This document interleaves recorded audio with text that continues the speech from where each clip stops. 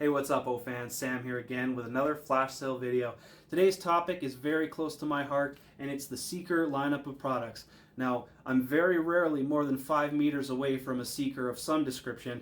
I've got them tucked away in all sorts of places you wouldn't even think about. I carry one everywhere.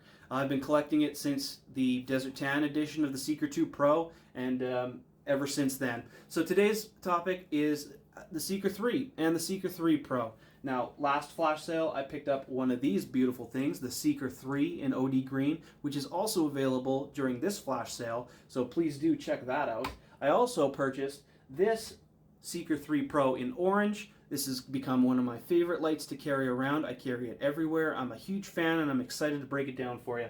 But I have the privilege of doing you one better, and I've been sent for review this Wolfpack edition of the Seeker 3 Pro. Very exciting to see these in Canada. Everybody was crossing their fingers that after we saw it in the States last month that we would see it at the end of this month, and we sure do, and I have one right here.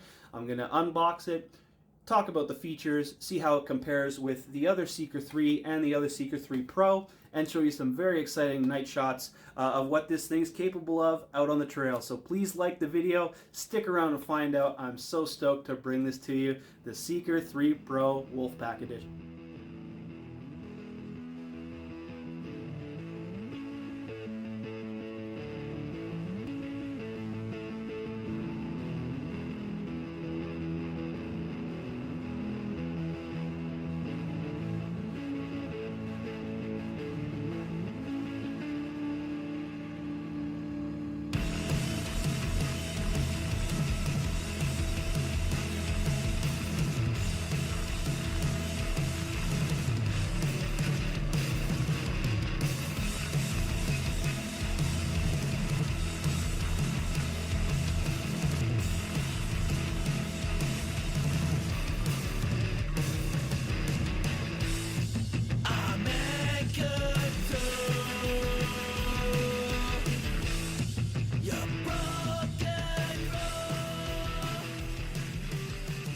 So this is my absolute honor and a distinct privilege to be one of the first Canadians to open up the Wolfpack edition of the Seeker 3 Pro. Now, like I mentioned, huge fan of the Seeker lineup. I think they're probably one of the best multifunctional flashlights on the whole market when you take the package as a whole. I find that they just fit so good in the hand. The runtime is unbeatable. The beam pattern is very beautiful, and the brightness is quite remarkable. So let's have a look. Here we go. Under the under the typical warnings and instructions, you have a blue holster. Now, I'm a huge fan of the color matching holster. Like the orange one that I purchased had an orange holster, and here we go with the blue. Very, very, very nice royal blue color. All right, in through the clip. And here we have it. Wow. All right. So it's a very matte navy blue, very matte finish.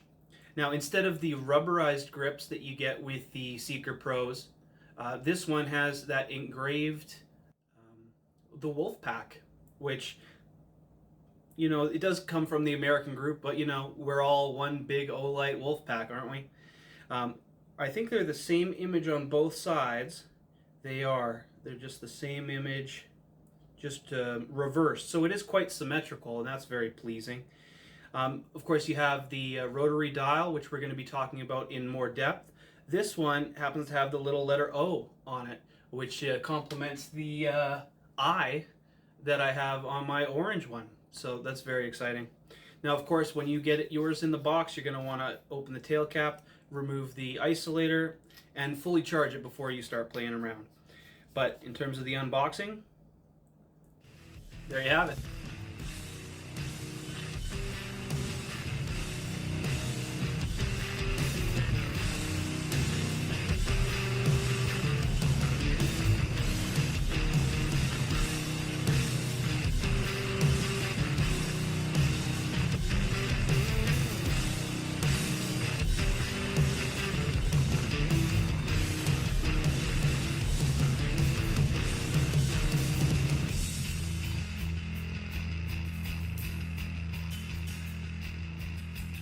I've been able to live with these lights for just a little bit, I want to run through a few observations here at the tabletop. Now, the Midnight Blue edition comes in a royal blue holster, and the orange edition comes in the orange holster. I think that's a really unique detail. This is the first time they've done anything like this, and I have a lot of black holsters laying around, so having these right here, very special, very cool, but maybe not for everyone. Moving on, the Seeker 3 does not come with a holster, so keep that in mind. None of these come with the clip, but all of them are interchangeable with the pocket clip. You can throw them on any one of these that you want. Now, talking about the color, the Midnight Blue edition of the Seeker 3 Pro is a great pair with the Elements version of the Warrior Mini 2 here in water. The color, very, very similar, and the engraving. It's kind of a nice, I know that wolves don't swim unless they have to, but the wolf and the water together, something very pleasing about these pair right here. I do carry a Warrior Mini 2 in my pocket and a Seeker 3 Pro in my backpack, so it is a proven combination, seen here in these matching colors. Very, very cool. Moving on, comparing the Seeker 3 Pro with the engraving versus the Seeker 3 Pro with the rubberized grip. Some people might prefer the engraving. It does still feel good in the hand. If anybody thinks that they might not like the rubberized grip, I think it's very practical. I think it's very useful, but it's not for everyone. So this might be a really good option if you like all the features of the Seeker 3 Pro, but you don't want that rubberized grip. Moving on, the Seeker 3 is a worthy upgrade to the Seeker 2. This was one of the most beautiful lights in my collection for a long time. Those curves, how can you deny? But this one here, the curves go all the way around, and it feels really good in the hand. This one had a bit more of a matte finish, a little bit less smooth. This one, very smooth, like a satin finish. This one, very elegant, very simple. And I think it does give you a lot to think about in comparison with the Seeker 3 Pro, especially at the price point. Flash sale pricing, the Seeker 3 Pro in Midnight Blue is going to be around $150. Look out for some bundles. You can get an Obulb MC. But the Seeker 3 non-Pro edition, without the holster, without the rotary dial, without the rubberized grips, and yet still an elegant light for right around $101. So a significant savings if you don't need the blue holster and the rotary dial and the laser engraving or the CNC engraving. This is a really good option. Alright, so there's been a lot of discussion about the rotary switch as one of the key upgrades from the Seeker 2 Pro.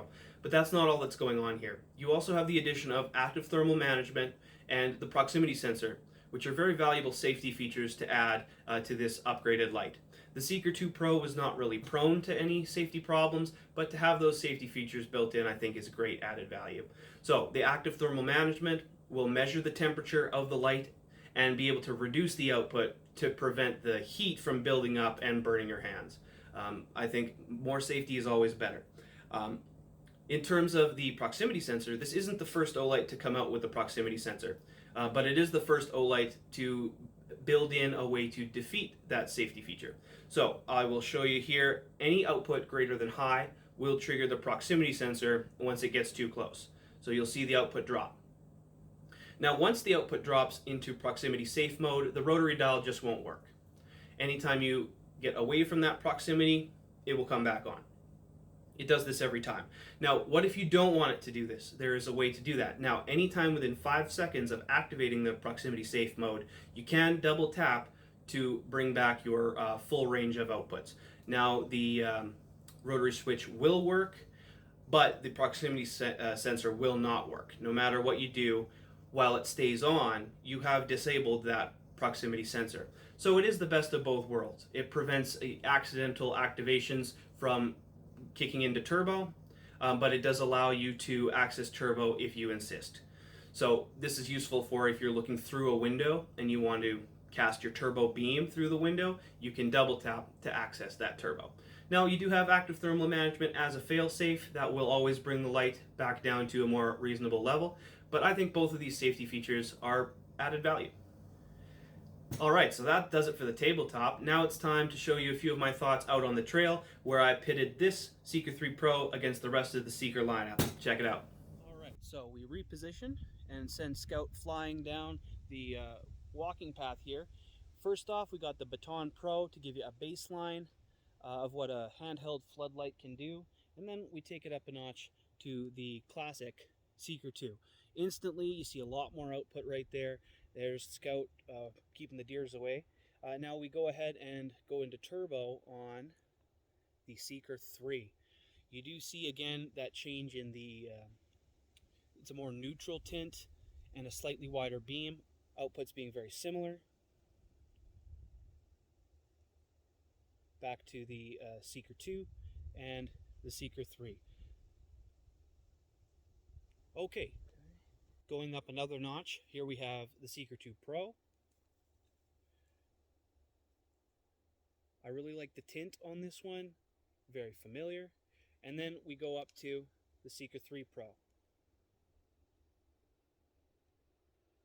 This one, it's a bit more of a yellow tint, but you can definitely see the increased brightness.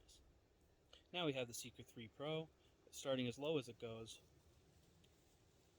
ramping up nice and slowly, and then back all the way down.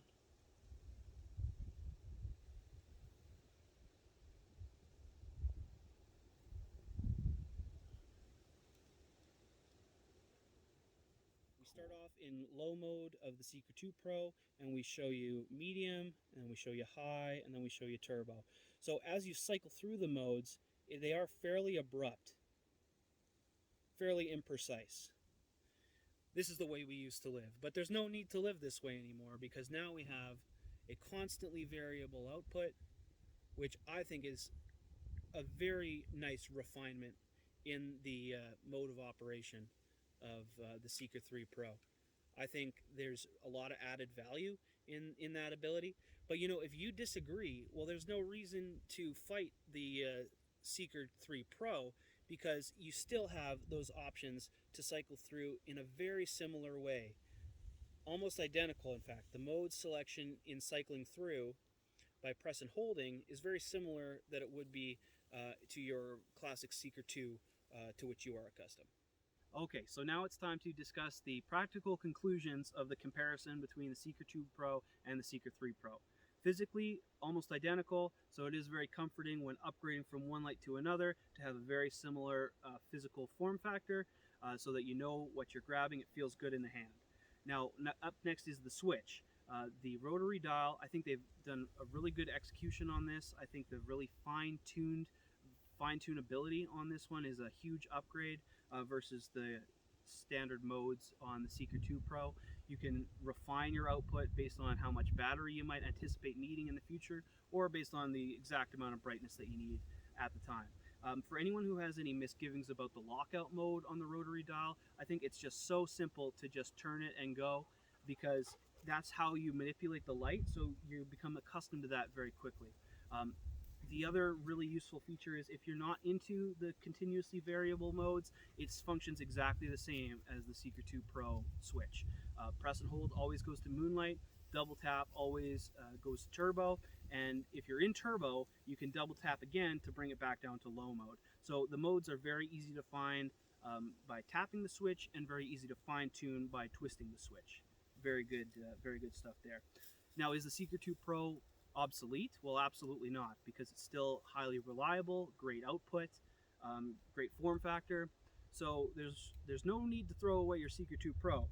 But if you need something or want something a little more refined, a little bit more output, the output might not be a huge increase in output, but it is there.